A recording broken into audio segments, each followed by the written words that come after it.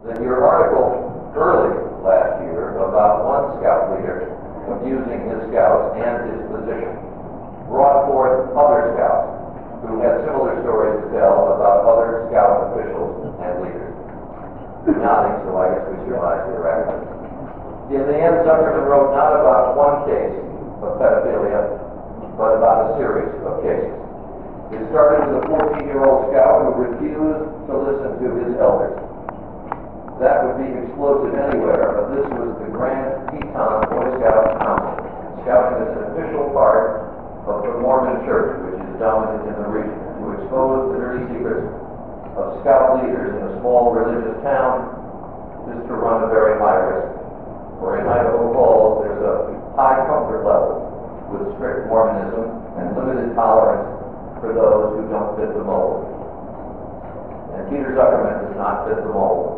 In a rural area where homosexuality is broadly regarded as an ecclesiastical offense, he is gay with a partner who came to Idaho Falls with him.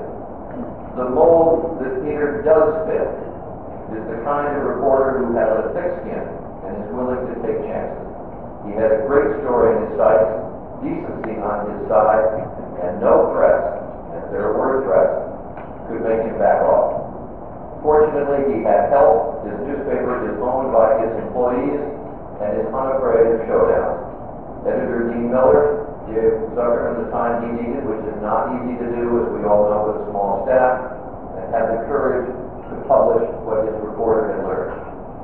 Here's how Zuckerman summarized part of it, and I'm quoting: a post-register investigation has found evidence that at least 3 molesters stalked eastern Idaho Boy Scouts during the career of the current Grand Teton Council leadership.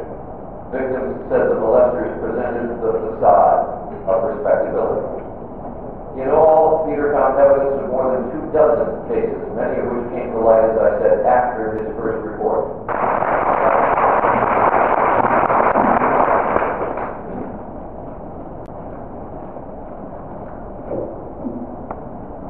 My new boss warned me the post-register resembled a bomb shelter. Concrete walls, gum-dotted rugs, fluorescent stretched across the ceiling, the kind of lights that ought to give you cancer. After a few days working at the paper, stinky water oozed through the bathroom wall and formed a puddle under my feet. That's when I began to wonder, was moving to a tiny town in eastern Idaho a smart career decision? So I'm going to be trapped in a one-horse town where the dead horse is just peek under my chair. My work on the post-register did not begin auspiciously. As the top and torch reporter, I wrote a lot of car crash stories. Doing good work at a small paper can feel like trying to play a Liszt concerto on a toy piano. But as I worked on small stories, I found my way to stories of greater dimension, the kind of stories that got me to where I'm standing this afternoon. That's what the Livingston Awards are about. They're about the beginner, relegated to the desk next to the leaky bathroom. About those of us who, in learning our skills, have also begun to discover the inherent power of journalism to make our community, however small, a better place. The Livingston Awards say, you too might be able to do something positive, something good. And yes, you might even get noticed for this. More than anything, I'd like this award to honor those who told me things that needed to be told. Things that can make a difference in individuals' lives and through them in town, a region, and a state. Because of my story, those who spoke to me could have lost their job, their security, their dignity.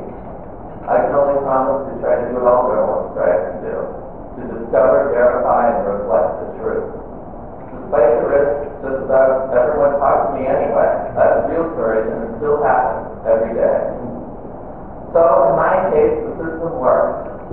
Sure, people got angry, some tried to display the messenger and the newspaper that carried the message. But for the most part, the people in that little eastern Idaho community did the right thing. They listened, they pondered, they acted. They made me understand the role of the journalist is essential to the pursuit of happiness in a troubled world. So I want to share this award with my paper